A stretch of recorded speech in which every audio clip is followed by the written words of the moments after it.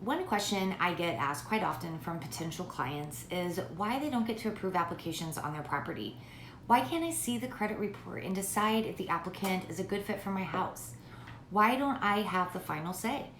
There's actually quite a few really good reasons for this, and some are easy and some are a little more complicated. Most importantly, you're hiring a property manager for their expertise, which should include having a heavy screening process and choosing qualified applicants for your property.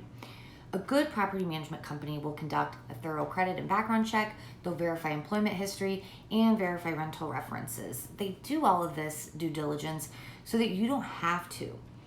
Another thing to consider is that to remain in compliance with fair housing laws, property management companies need to have rental criteria that remains the same for each and every applicant.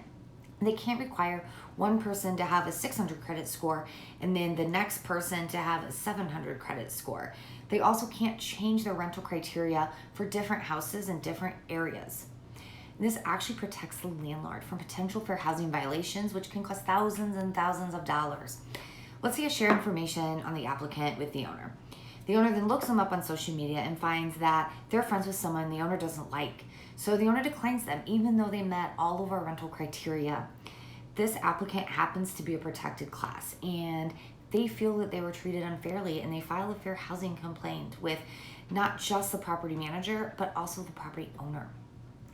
And lastly, we aren't credit reporters. Most of the time, the property manager has an agreement with the credit service that we use to not share the report. So when we share the report with someone other than the applicant, that essentially is making us credit reporters, which isn't allowed. Our rental criteria is firmly established and listed on our website.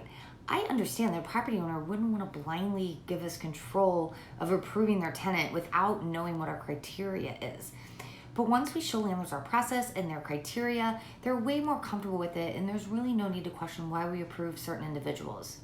Now, if you happen to have a property manager who doesn't have established rental criteria that they can share with you, then you may want to look elsewhere for property management services.